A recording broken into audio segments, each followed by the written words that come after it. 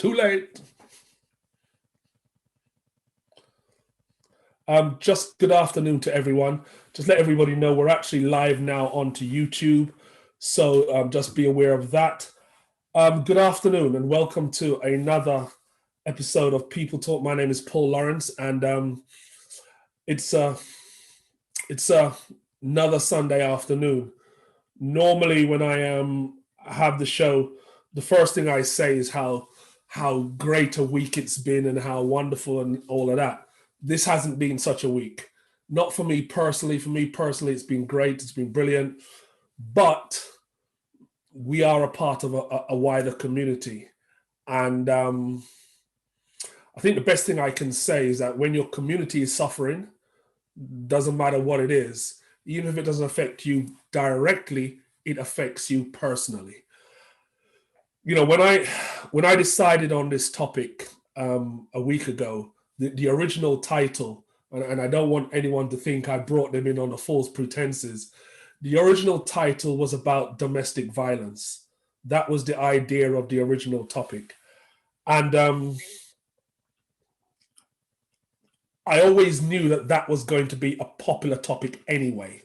Yeah, there was never any doubt that that would be popular, that people would want to talk about that in any event.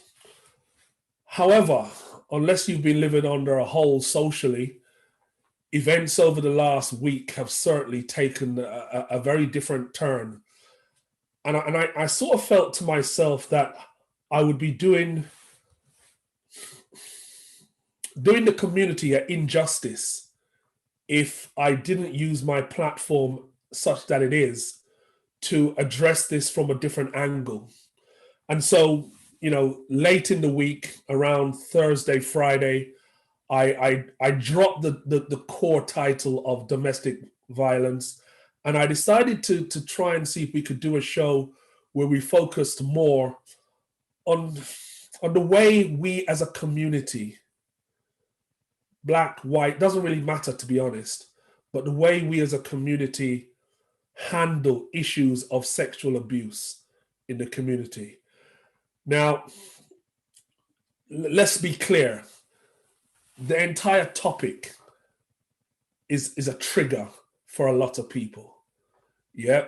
You know, conversations I've had over the last 72 hours, and if I'm going to be honest, over my lifetime, tell me that sexual abuse is rife. And perhaps one of the first things we need to address is our denial.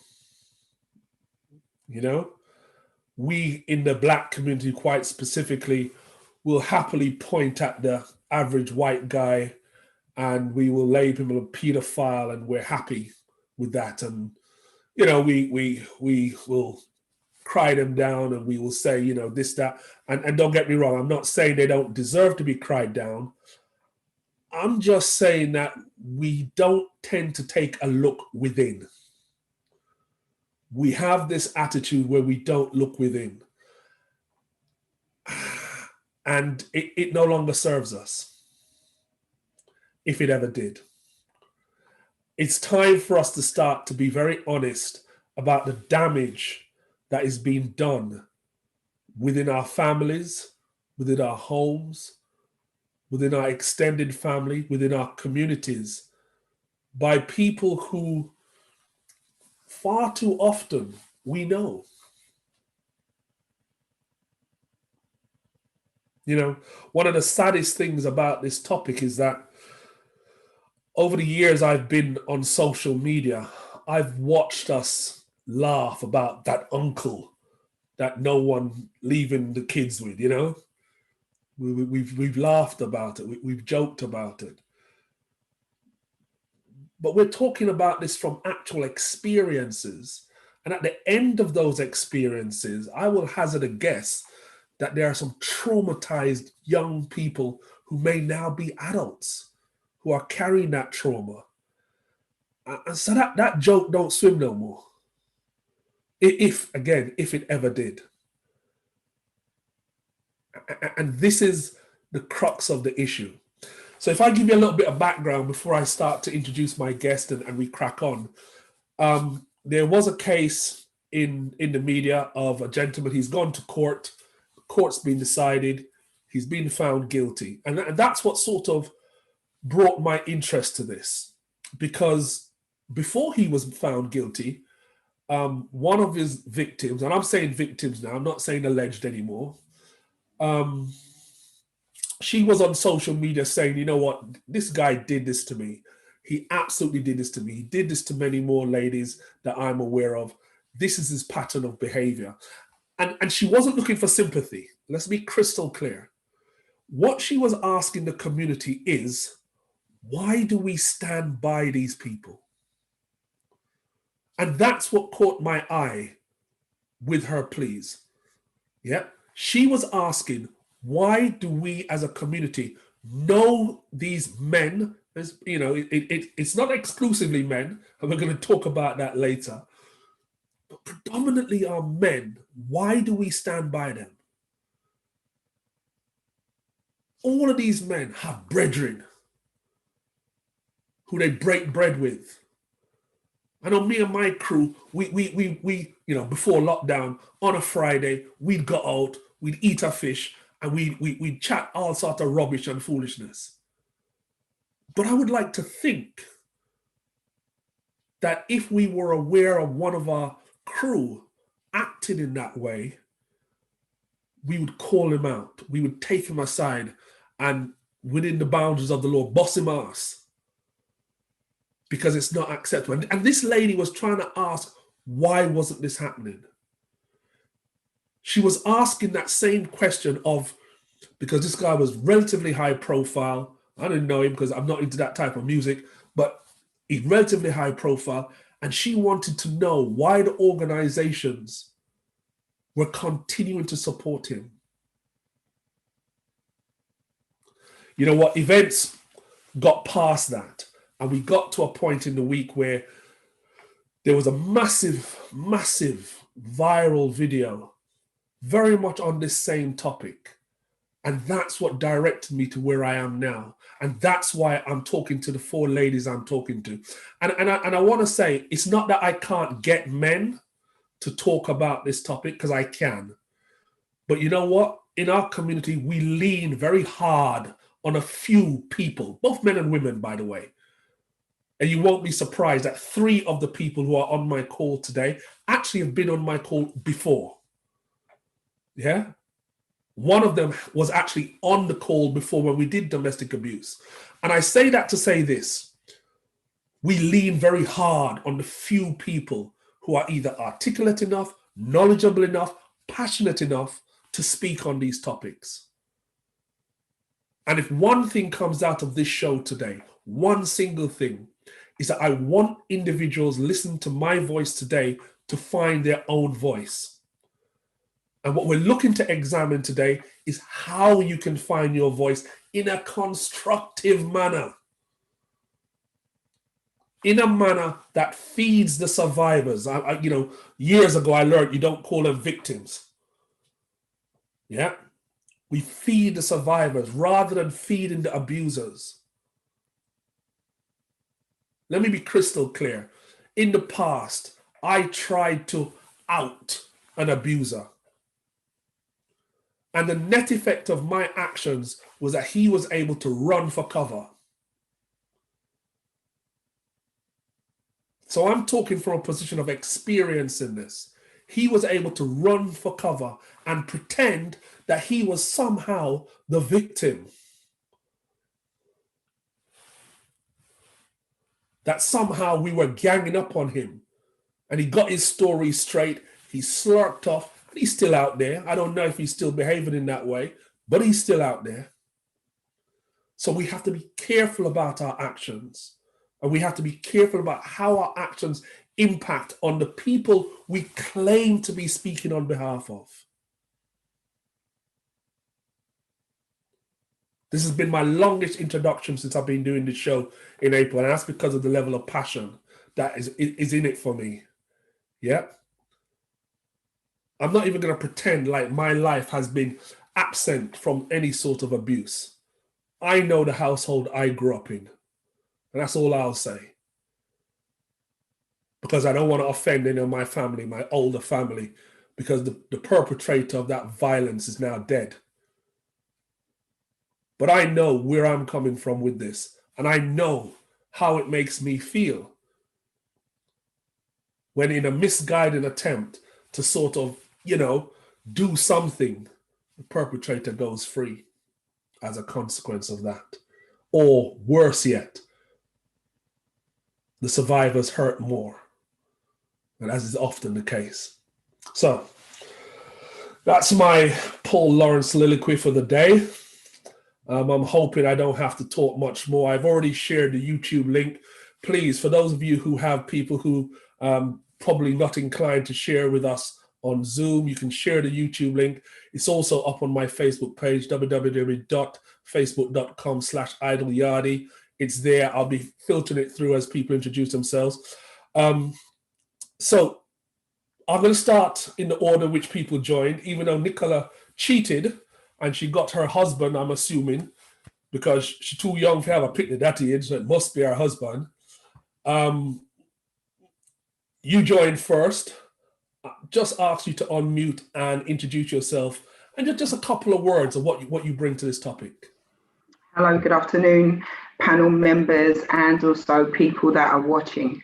My name is Nicola Calicamal. Even though Mr. Lawrence can talk a good game, he couldn't spell my surname right. But hey, we hold no malice, because he's there laughing and holding headphones. But at the end of the day, come blow me. I'm gonna blow you back, brother. That's on me empowered. All right. So anyway, good afternoon, ladies and gentlemen, people on the panel, people I know, people who've heard my voice before. My name's Nicola, and I speak out a lot. I haven't spoken out for a couple of years because, well, sometimes life can stop you to make you kind of sit back and then be able to actively look to see where your voice is going to be best heard and your words empowering to those. So I come from a perspective of love. I come as a person who loves all community, and that's why I'm here. And it's my late dad's birthday today. So today, Mr. Lawrence has pulled me out of a challenge zone. So if my eyes look like hole in snow, ladies and gentlemen, I'm doing this because it's important. This topic especially is important. So sometimes you have to be big enough to take yourself out of an equation and address the bigger picture. So good afternoon, ladies and gentlemen. Yeah, and I absolutely want to thank Nicola. We were communicating in the week about the challenges of her doing the show today. And I know there are other people on the show who also have challenges. So forgive me if for the first half of the show, I tend to focus on those people because I know they may need to go at short notice. So no stranger to Facebook Lives. And I like to consider her my project. I like to consider her my project. And that is someone who I can happily say is the phenomenal Donna Murray Turner. Donna, unmute yourself and say hi. Thank you for that introduction. Can you hear me? Is my microphone? Yeah, we can hear you loud and clear, Don. Oh, brilliant. Good afternoon, fellow panel members, and good afternoon to everybody else in the Zoom room and also those listening to us. I'm honored to be here. I am a survivor of sexual abuse. And also as a practitioner and somebody who is a community influencer, this subject is very close and has great resonance within me and also outside of myself. And I think that today for me will be a brave space rather than a safe space, because actually what we're doing is confronting as a community something that for too long has not been addressed. And so many people have suffered because of our silence. We said a lot during BLM that silence was violence. And I think this is one of the times that silence has been violence for us as a community. And I look forward to the discussion, definitely. Thank you, Donna.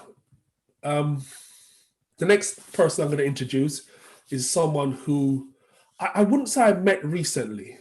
We we crossed paths many, many, many years ago at a Jamaica independence dance. And we've rediscovered each other a lot later. And, you know, if I say that we become very good friends, I'd say that's a bit of an understatement. She too has been on my show a number of times. And what she brings, which, you know, I'll allow her to explain who she is, but what she brings is the side which we always feel is missing. And this is about, who do we go to when we feel pain? Shireen, you want to unmute yourself and say hi, please?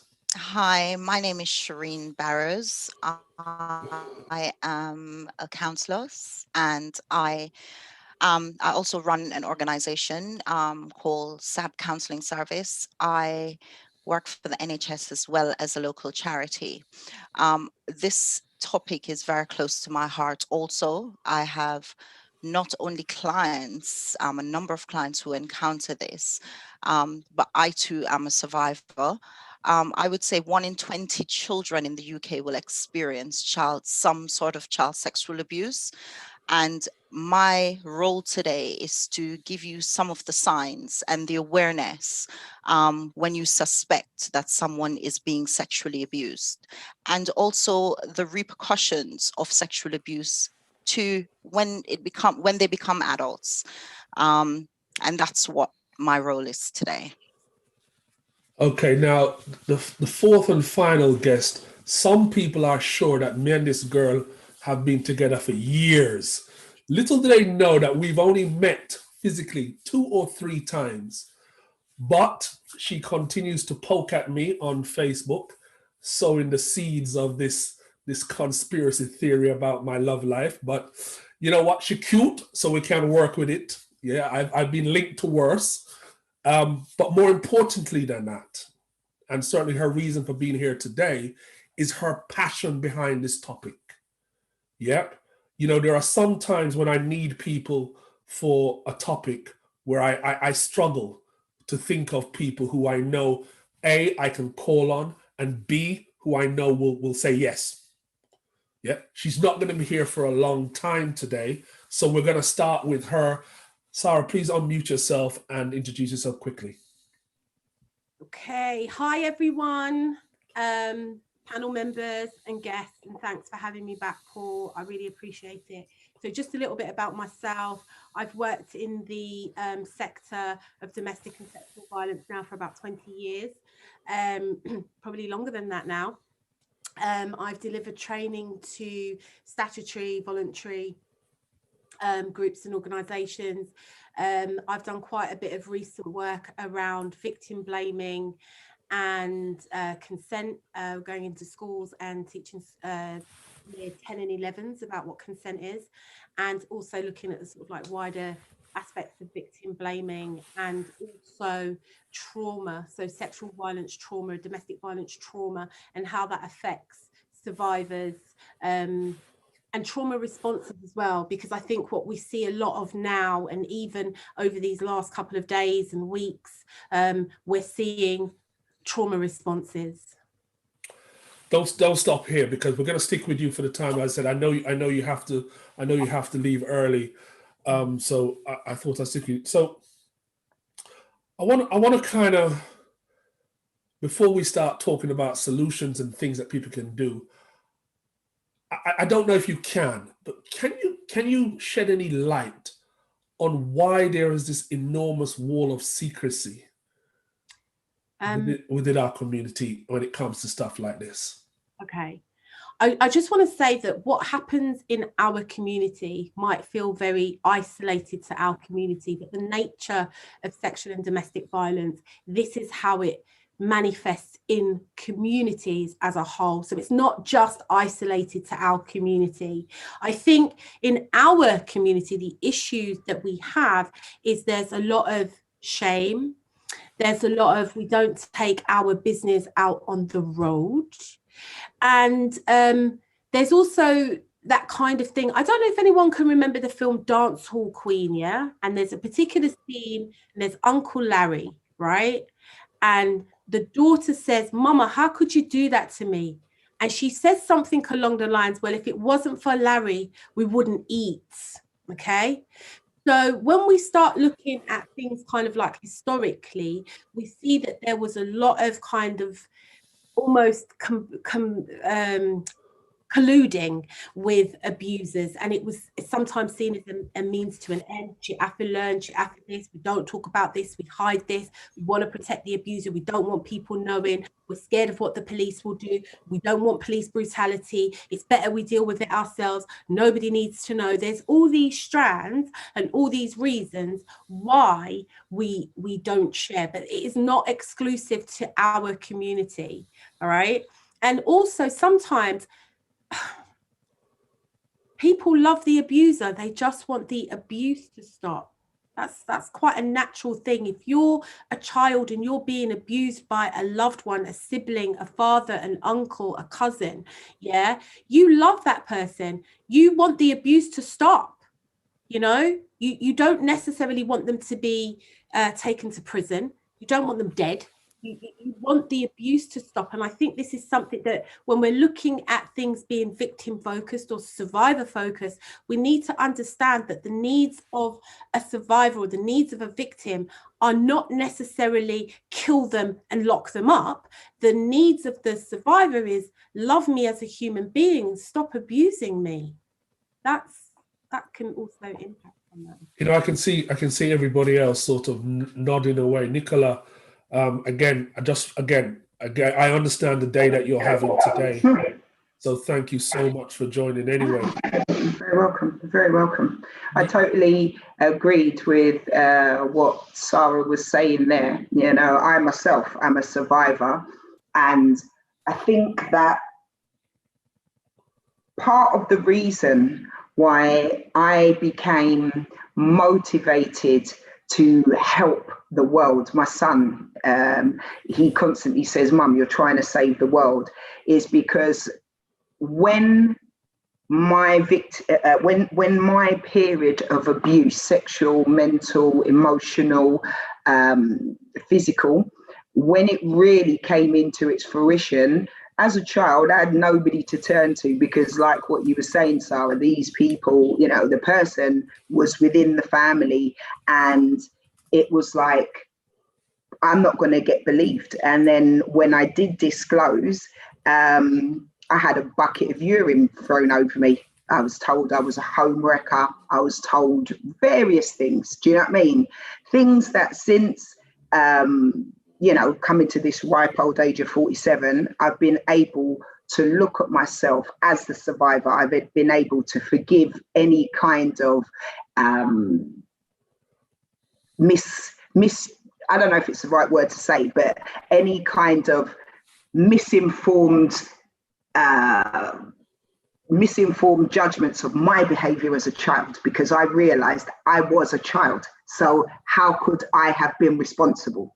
And I think that that's a lot of the mindset and a lot of the learned behaviors that until you get to survivor mode and you're still in that victim mode, you know, unless you're given the tools or you yourself are able to, you know, dig in and kind of ignite your own fire, yeah, it will then affect you in every aspect of your life, every aspect in your life. So there was a lot what Sarah was saying that I was nodding, you know, with Donna when she was saying that, you know, it's a very brave space. I speak openly, I speak to the abuser, you know what I mean? And, you know, because, you know, I saw me, but no, you understand? And it's about a power shift. And by embracing my survivor mode, I embrace the power till the point is people recognize this person's actually terrified of me. Donna, my question to you, what Nicola just said is big. And I'm trying to understand how, first of all, it's cut up into two parts. So part number one is this section where somehow built into the society's response is this well, she ripe, she this, she that. How does a young lady, and I'm going to stay with young women right now, we're going to come to the men later on. How does a young lady go from being told that somehow she called this upon herself? She dressed wrong.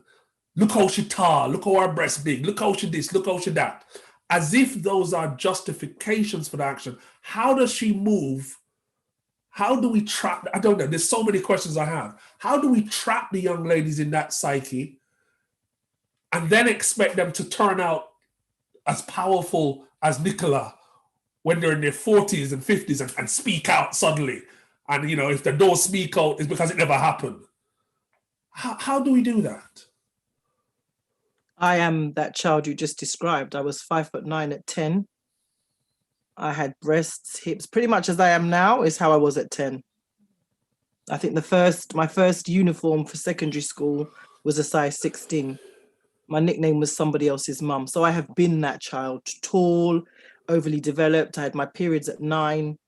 And you're right, a lot of that character attributary was part of my definition. How do we stop it, you say? Well, since we cannot stop the physical, children will grow at their own rate according to their DNA, then we have to challenge the mindset. And for me, this is a really good point, you know, Paul, because it does start with the victim blaming. And I know that I've seen that word victim blaming bandied about a lot, but it starts within the home. If the parents of these children, like myself, are already casting a flavor of victim blaming in their homes, if it's everybody else's, it's, you know, the child's fault because they look a certain way, if we're not treating children as children, you know, one of the things I really do want to use my voice to say is we are buying into our own conditioning. We talk often about outside structures that do not see our children and treat them in an unequal way to other communities' children, but we do it ourselves. You know, I remember I have a son who's also taken some of my physical characteristics. And I remember he would be sat there in the barbershop, you know, playing with his cars and whatever. And people would say, then stop it, man. And I would say, he's 6. Oh, but he's so big. These are some of the things, you know, that we start to do. And I've used my son and not a girl, you know, as the prime example, because it's already in our mindset. Allow our children to be children. So the fact that, you know, they might be shapely, who is going to say to the men and the women of our community, they're still a child? They are still a child, not, you know, not a fully formed piece of meat yet. It's a child. Might have an adult's body, but the mind contained within is that of a child. So we, as a community, we as parents, we also have to watch our language. What is the language that we use within our homes to describe our own children? What does it say? Where do we place the value and the blame? Are we already on this, you know, victim blaming in the way that we speak and refer to our children and describe other people's children? Well, then what she expects, she'll wear 2-inch miniskirt. She's begging for it. As women, as mothers, as all of us, men as well, how are we speaking about our young people? The victim blaming, that's why I say we've bought into the conditioning. We have bought into the conditioning that is used against us, and now we use it internally on each other. And that, for me, is the root cause and where it needs to stop. And that's the problem. How do you change a mindset, Paul, that for 500 years has been thought to commodify even itself? That is a problem. Unless we start seeing each other and treating each other as human beings and stop seeing our children as just, you know, external commodities, and we demonstrate that in our language and how we speak about them and refer to them, then the victim blaming will continue. I'm actually saddened. And the reason why I'm saddened is because I work with parents in one of the charities, well, both of the charities that I'm a part of. And even this weekend, we were having a conversation about the sort of stuff that we allow our children to do because we ourselves are given into peer pressure. And I don't think we kind of get it, that they are not adults. And so you can't give a child, for example, a smartphone and expect an adult response from them, because they're not. They're just not adults. Shireen, mentally, what's the impact that these young people, these young ladies are having by, Dawn in the chat has said, let's be very clear, your age, you can't give consent. You simply don't have the consent. So it doesn't matter if the man says, which they tend to say, oh yes, she said yes. It wasn't rape. It was rape. It's rape no matter how you want to style it. Yeah? Because you as the man have the mental capacity, I'm assuming, to say, I'm not supposed to go here. That's the role you're supposed to play. But when you're working with people, and I don't know if you work with young women as well, or is it just the older women who have gone through trauma, what's coming back from that part of their life? I think before I tackle that question, one of the things that I've noticed, and one of the questions that keeps reoccurring with these individuals, is why is it that our community tend to protect the perpetrator and isolate the victim?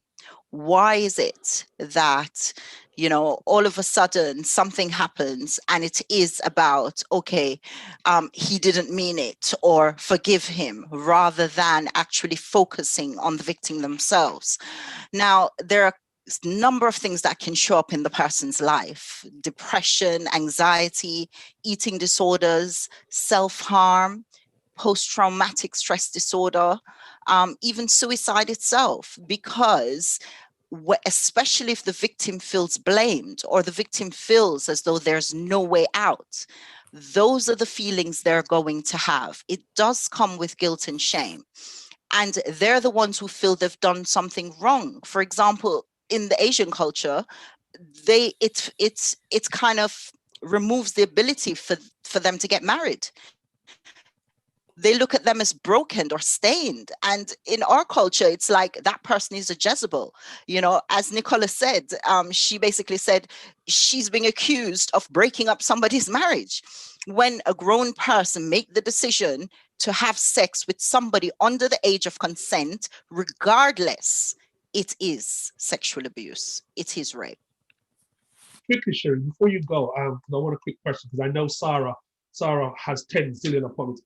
We were talking this morning, you and I, about this blind spot that we have. Because someone in the chat has mentioned the fact that it's not just men who are the abusers. Mm-hmm. Talk to us quickly about this blind spot that you were mentioning this morning. Okay, I will give you, I'm a mother of girls. And for me, I spent my life ensuring that my girls were protected. But the normal thing is you think, okay, protected against men. And yet there is such a vast amount of women who has reported being sexually abused by another woman. So it is actually massive. The blind spot is, don't just look at one sex. Either sex can be perpetrators. Yeah. So avoid that blind spot by looking there as well. If your child is saying, I don't want to go to this person's house, if your child is saying, I don't like being around that person, listen. Don't just assume that your child is being rude. When we were talking about the blind spot, I'm going to come to Sarah in a minute, because you also sent me an article about men who have been abused. And I was thinking about the degree of blind spot we have around that. Yes. Because we are in so denial about homosexuality as a Black community. So we kind of think that's there. But we would big up a young man if he said, Auntie so-and-so, 10 years older than me, did this to me. We give him a round of applause. Yeah, that is exactly what happened, because sometimes men or boys don't identify that they're being sexually abused because it's a female, because it's older. They feel, okay, it's great. I can say I was sexually active at 12, but it is abuse. It is abuse if you are in a position of power and the person is underage And whether or not you feel the person consents, the blind spot for men is that they feel at times, or they bury it as a sexual experience, but it's abuse. It can be abuse from a male to a man, and equally abuse from a female to a man. Sarah? Yeah, I agree with all the points, and I think there are some blind spots when we're looking at female to male abuse and stuff like that. But I think it's rooted in patriarchy. I think it's rooted in the fact that men go off and they sow their wild oats, and women are virginal, and women are the motherers and the nurturers and stuff like that. And I also want to say that there is a tremendous difference of dynamics when we're looking at power and control, and that's not to sweep it under the carpet. I think they're both very important, but we need to approach them with different attitudes and look at the different dynamics that are at play. And I think one of the things that we need to do as a community is look at our ecosystems and look at how individual attitudes, our extended families, the wider community, the media, the roles the institution plays in our lives, why we hold some of the attitudes that we have. There's this whole emphasis in the Black community, especially if you grew up in a predominantly Christian home, that there's this thing called forgiveness, okay? And that once we go to church and we repent, we are to just forgive. Okay. Now, one of the things that I think is very dangerous with that mentality, when we're just calling for people, come to the altar, you confess that you were abused and you're just to forgive, is we're never actually dealing with some of the issues, such as Shireen said, eating disorders, drug addiction, self-harm, PTSD, depression. I was having a conversation this week and I got very angry, and I said, people want to know why Black women today are dysfunctional and crazy and all of these things. And I said, blame your fathers and blame your sons. And I said that not to trash men in any way, shape or form. What I meant is in the wider context of the society that we live in is very, very patriarchal. There is a thing called male privilege. And also the ideas that, a woman, you just take her in it. We see that. We see that when you go to a dance and you're walking through a crowd and a man just grabs your hand and you're just to dance with him and you're just to, you take. You take. I heard a married man say, if my wife doesn't give me sex, I take it. Okay, well, that's rape. We have to start understanding what these things are. And then not only when we start to understand, we also need to be very careful. Like, when you out a perpetrator, you ultimately out the survivor as well. All right. So if someone is abusing children and you out that person as a child molester or as a pedophile, you're also outing all of those survivors. And there has to be some cognizance and some moral responsibility that we refrain from going on social media and talking about trauma. Somebody else's trauma. That's not our story. Somebody else's trauma, especially when they were a child. We also have to remember, if children resulted from this sexual violence, that those children are now finding out that they are products. They came about by rape. There's all that secondary trauma to deal with as well. So we have to be aware that a lot of this is trauma response. It's vicarious trauma response, it's PTSD, and we need to manage this in a really healthy way by providing people with this is where you can get support by trained professionals. Okay, we can all do the Good Samaritan and listen, but really and truly, when it comes to the violation of the body that splits the psyche, that affects the soul, that affects the spirit, you need to let the professionals in to do that, because we can really unwittingly have some and create some damage. And I know I've gone on a rant. No, you haven't. You haven't gone on a rant, because You haven't. that question that you did, which is what I was going to go on to everybody with, and I wanted you to talk about it, which you did, was around these social media outings. Yeah, because I started the show earlier by saying I did something similar years ago, and the result was not the result that we had hoped for. The result was that the person bunkered down, got support, and has moved on with his life, while the victims are left in the trail. I'm only going back to Sarah because I know she may have to leave soon. I just want to say with this that the case which involved, which ended up in the papers, I'm not going to call any names, which ended up in the papers, that was handled very differently. We have to understand with social media, and I'm not in any way protecting perpetrators or anything like that. I think it's in the public interest that we know what's going on. What we don't know, what we don't need to know is intimate details, who the victims are and where it happened and what happened on that day and so on and so forth. I think what's very important when this happens is that we recognize that the survivors, when you out a perpetrator, you out the survivors as well, intentionally or unintentionally. We also have to be aware that there can be active police investigations, and some of what we're saying, etc., could be used in evidence, or we could be undermining cases. I remember working on a case, and what had happened, and I'm being very careful here because I'm respecting confidentiality and I'm not breaking anything. I just want to make that very clear. And the perpetrator had assaulted the woman, and the next day there was a text exchange, and the woman didn't allude to what had happened. It was very, hey, how are you? I'm fine. And that was used, right? That was used in court to say, well, if she had been assaulted, why didn't she say? She responded like this or she responded like that. So we have to be very careful. And we're not here to be, this isn't ghetto court. There are specialist organisations, there are specialist police officers, there's the RASO team and CPS that are trained specifically to do this. And whilst we might not have a lot of faith, we ourselves have no power, okay, in order to take these people down. We can expose them, but in terms of legal justice, we lack that power. So we have to be very, very careful about what it is that we're sharing on social media, and ask ourselves, when I hit that send button and send it to the WhatsApp group, for what purpose am I doing that? Because now we have awareness. How does it change our day-to-day life? What does it do?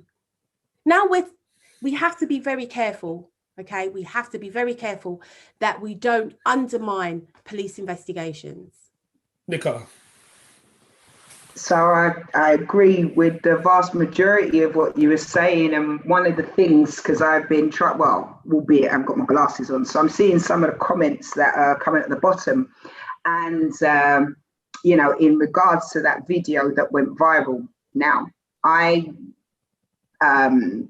it was shared to me too many times, to be fair. It was too many times I received that. And every time I watched it,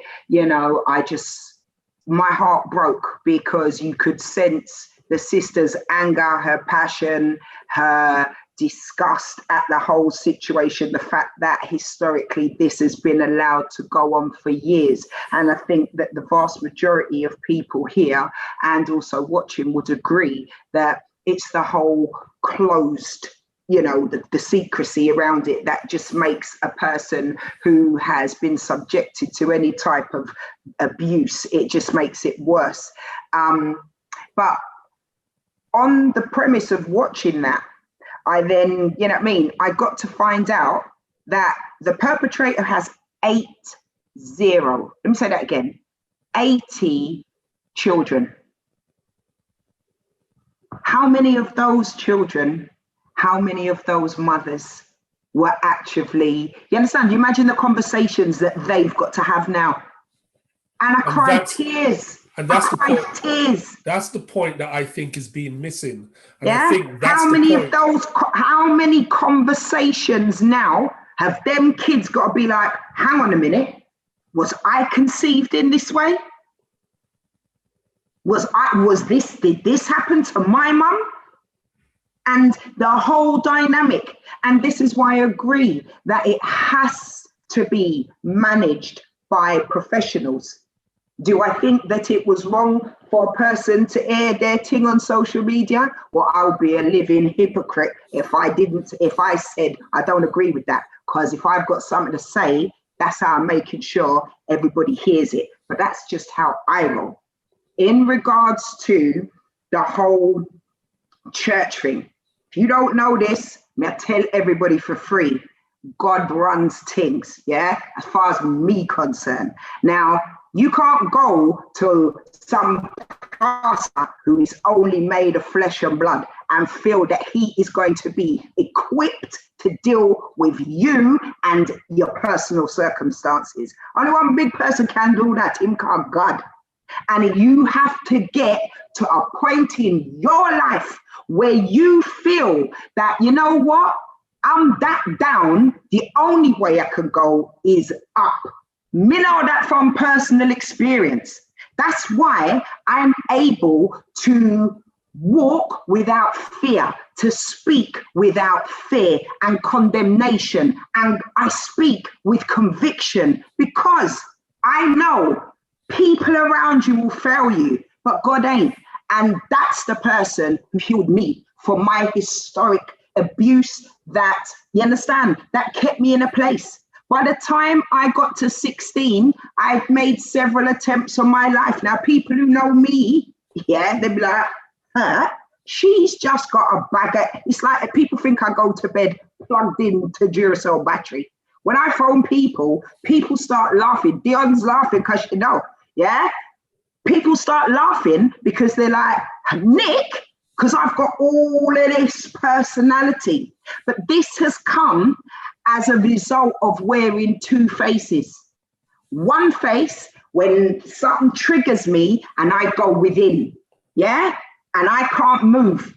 And the other face is when I put on, when you guys see me, this is because it's my dad's birthday, you understand? But when you see me and I've got the proper face and makeup on, they're the days I'm having a hard day. So I put on my mask because it's not for you guys, for, you understand? Because I'm one of those people, you don't know what you're going through. You don't know what seed you plant with what you say. You could actually turn another person's day around. You understand? And you don't even know what that person's going through, gonna be, you understand? You know, you don't know what's ahead of them. But it's about within yourself. And as I said, Sarah, I agree with everything you say, you know? But you see the thing about God? Ain't nobody can diss that God thing, not when I'm here, because soon and very soon, he's the only person, no matter where you're from, what color you are, how you look, how thick set, how skinny set you are, in a time like this, soon that's the only name you're going to call on. So I'm going to let somebody else talk because until he turns up. Donna's here. What we're going to do? I'm going to go, Donna, you need to unmute, then I'm going to go to Shireen. Donna, what do? We know he's coming. Okay, Sarah, bye-bye, and thanks for your time. Yeah, your contributions were well played out. Donna, what we going to do? Because we need a community shift. We need a shift in how we think. We need our men. Someone in the chat said our men need to be looking in the mirror. Well, I say we need to stop looking in the mirror now and start talk. Because some of us is our brethren them, and we know. Yeah? We know. You know, a lot of people, you know, we're not going to call names, but let's be realistic. It didn't take me 2 telephone calls to find out whether something I heard last week was true or false. It didn't take me 2 telephone calls. I wasn't even here in those times. I was abroad. I lived abroad at the time. So I had no reference point. Within 2 telephone calls, I had confirmation of the truth or not of a given situation. So people know. What do we do? I'm going to answer in 2 ways. The first, I listened to what Sarah said, and she's right. The professional side of me says she is right in terms of safeguarding for victims, not for victims, for survivors, in terms of libel for the perpetrator. There is that it's necessary to be guarded about what is said and perhaps not using social media. But like Nicola said, the real Donna. And you notice that she started going to Patois. She got to Patois for this part. You have to call them out. You have to bond them and like them. Because you see, for me, a lot of the frustration that we feel, yeah, and that was borne out by the videos that we've seen in the last couple of days, is a direct result of the frustration of not being believed, of being, you know, in belief systems, I'll say that much, that collude to not call out these people, to, you know, in marriages where wives are, for whatever reason, do not speak out against what they know their husbands and brothers and the whole community is complicit, because people are not speaking out on the behalf of children, boys, girls, young women. And so for me, you know, 3 weeks ago, Paul, and there'll be some people on the call as well, I called out my brothers after the stabbing of the 2 girls in Thornton Heath and the abduction. Keep going. And the abduction of the young girl in Mitcham. I called out my brothers. I put a call out. I feel no way. I said, where are you? The community needs protecting. Where are you? And they answered, and they came and they said what they had to say. I think we need the creation. Listen, let's be honest. Let's just talk the truth for a hot minute, like family. We don't have the money. So whoever's got £150 an hour to go counsellor, raise your hand, because me no have it. So in lieu of that, we have to create our own brave spaces where we allow some of this frustration, some of how we feel. Some people feel, you know, out of fear. They feel that they can't say anything. We have to discuss that fear.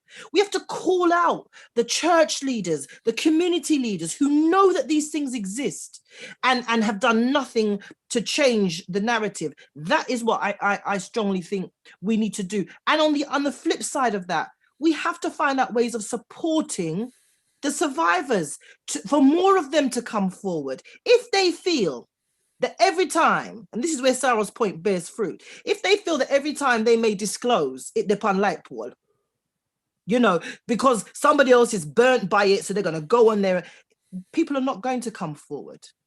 And I think that those of us who are community leaders that have a smidgen of training in safeguarding, this is the time to kind of put 1-2 workshop and train other people. Though, and there's a, you know, Anne-Marie has said, I've got over how many years in social work. This is, people like her are the people we should be turning to and saying, sis, come at me 1-2 workshop where we empower other women, other men around the sensitivities so that we effectively self-heal, or we at least begin to self-heal. We don't have the money, but the perpetrators will be allowed if the survivors are silenced. I personally stand in solidarity with the lady who issued those 2 videos, because you know what? For as much as people want to talk about, oh, she's going to put us, one of us, if we stand for nothing at this rate, the Black community ain't standing for much. If we don't stand for one thing, let this be, at least be this. What legacy are we leaving behind us? What are we saying to our young people? But we expect there to be no knife crime. We expect they're not the evidence, some of the things that they're feeling. We often talk as adults about young people. Look at us. We're quite prepared to sit down. Men know that their brethren are battering their women and molesting other people's gal picnic, and they don't want to talk about it. Because you can defend your women. Yeah. So it's all right. You can defend yours. But what about the families out there that don't have that type of covering? What happens to them? Oh, so they should just suffer. This is what I'm saying. This is why my comments always centered around humanity. We have descended so very far from those people who came in with cardboard luggage and thin cardigans, who came off of Windrush. We have descended so very far to the fact that we don't even see each other as human, because we don't see the need to say, yes, I am my brother's keeper and I'm my sister's keeper. And instead are quite prepared to see those who need that amount of leverage and need that amount of support be trampled into the dirt with their emotions, with their psychosis, with their eating disorders. We're quite prepared to see that happen and sit back and laugh, rather than call out the very perpetrators for fear of what? One man, one woman. If we see it, we should call it out, because our children and our community are dependent on us calling out what we see. This is what happens when you constantly rebut being policed externally. It starts to seep in internally. And this is what years of not policing ourselves internally has resulted in. Now it's just chaos and every man's out for himself. And there is community, Paul, and I will end on this, but there is lack of humanity within that community. And that's what we need to be talking about. Where is our humanity gone? In 70 years, where has our humanity gone? We don't even recognize one another and one another's pain. And I'll end there. Shireen, I have to ask you, Shireen. Yeah. because we're almost upon the hour. I'm not saying we're finished. For everybody who's in the chat, we're going to shut it down more or less at 3, but we'll still be here as we always are. Shireen, where do we go? Yeah, because Well, a lot of people, someone made a comment about £150 an hour. Treatment being a bit, I don't know how much you charge. no, not £150 an hour, that's for sure. But the question I want to ask you, beyond what you charge, is this. And this is because I know these questions are asked. How do the services, I did a spiral there of a number of services that people can contact. How have the services changed to understand our trauma? Have they changed? Are they just the same? What's happening? Because we can't ask people to access these services if they're going to walk into the services and feel like, nah, this is not for me. This doesn't work for me. Have stuff changed? Well, what I can say is, obviously, if you approach places like the NSPCC, which is Society for Protection of Children, they will give general advice. They're not for Black people. Yeah, they will give general advice. Yeah. Sometimes they don't understand our cultures. No. I'm not saying that if you're in trouble, you should not contact them. I can't say that. Yeah. But what I do know is that we actually need a team of people within the Black community who understand and who can deal with these issues effectively. Because right now, the normal system is letting us down. Yeah. So I think what I would say is, first of all, we need to know that anybody is capable of committing child or sexual abuse. Do not believe that because you trust your best friend or your brother or your sister or your uncle or your aunt, yeah? Even there are times that perpetrators are grandmothers, yeah? Do not feel that this is something that is beyond anyone. Most abusers are males, but they're females sometimes. Yeah. So really, when you come on to the term in terms of, I agree with Donna when she spoke about having workshops, which is something that I myself is working on. I'm working on workshops for Black women and Black men, for our Black community, so that we can come together and deal with and discuss these trauma issues, because I think it is very important for us to do that. 9 out of 10 of our children know or is related to their abuser. Yeah, it is rampant in basically what has happened is a lot of people have been silenced. Now, these people are growing up, they're having children, they're getting triggered by experiences that has happened.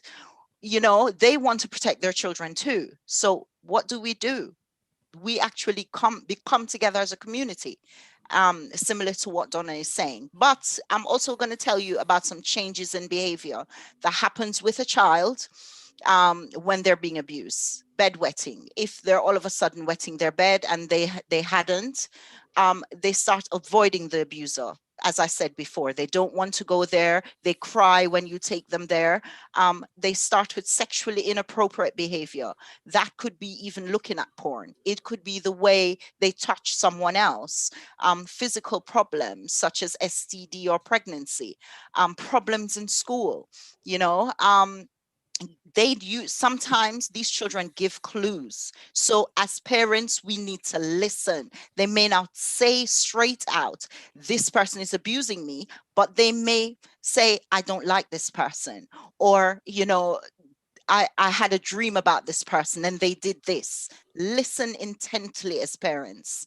Yeah. And please do not forget, this is not just a male thing. It's a female thing as well.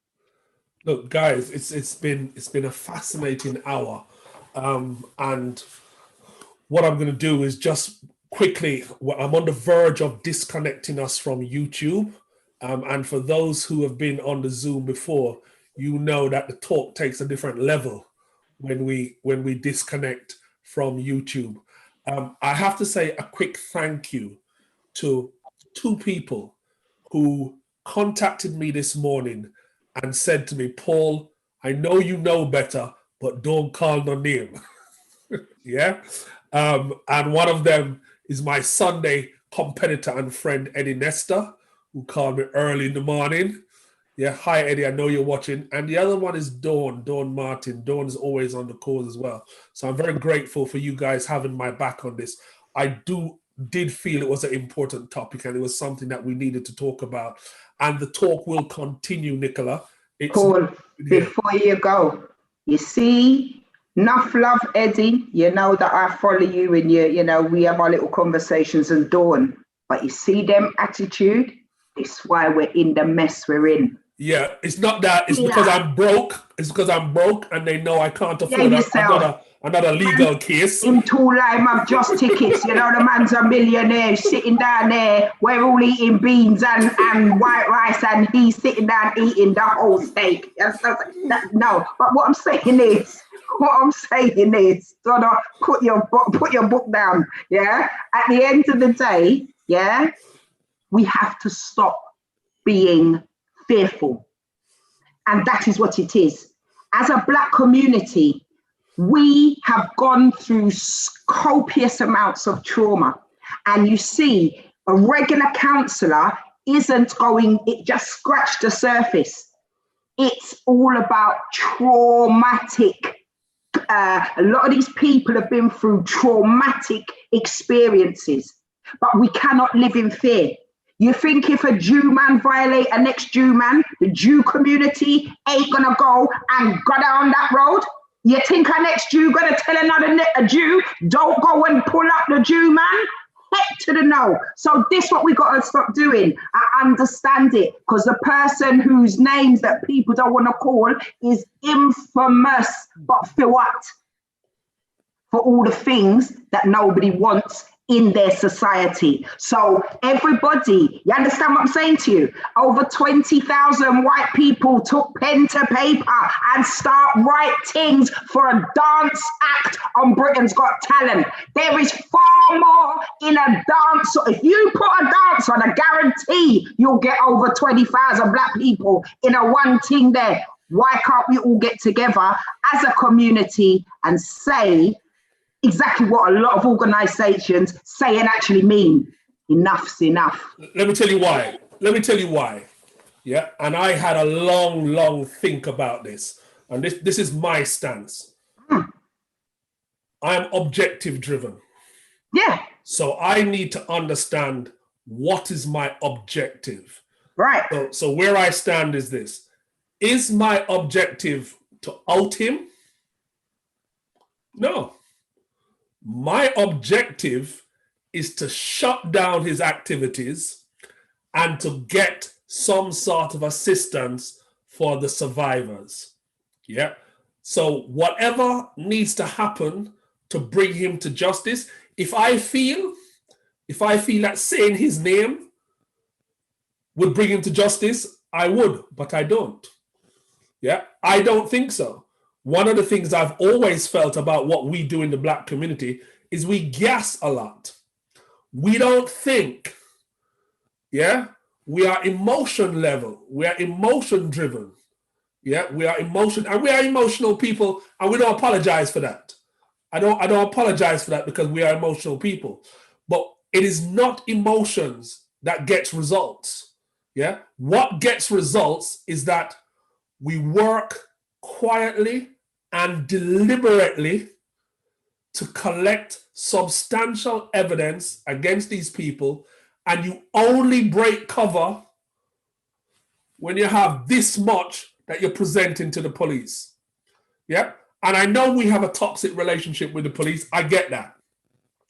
But we already know that the man them not jail him. Yeah? The man them not doing anything. So we have to use the forces who have the authority and the power to do what we need to do. And what we need to do is get people like him prosecuted and charged.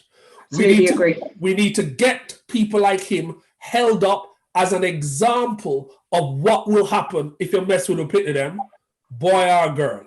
That's what we need to do. Guys, just give me a second. I just want to wrap up and shut down from YouTube. If you're on YouTube, you're welcome to join us. I got to tell you, there's almost no space left in the Zoom. Yeah, we're running at 93 people, and the Zoom can only hold 100. So anybody who drop out, you might not be able to come back in. But I'm going to post the Zoom thing. Thank you guys so much for this discussion. Yep. I really, really needed this discussion to happen. And I'm hoping that somebody feels empowered. Psalm counseling is one for us, Yes. by us. These are people who, I know, Shireen hasn't talked about it, but a lot of her research when she was doing her degree was around the differences between Black people and white people and what we need as a community. Yeah. And so I know that very much the systems of the old were not in place for us, but that is changing. Ladies and gents, this is Paul Lawrence on People Talk. I'm just dropping from YouTube. Don't go away if you're on YouTube. Sorry, if you're on the Zoom. If you're in YouTube or on Facebook, look out for the Zoom thing. There's only 4 spaces left, so you better hurry. Thank you so much.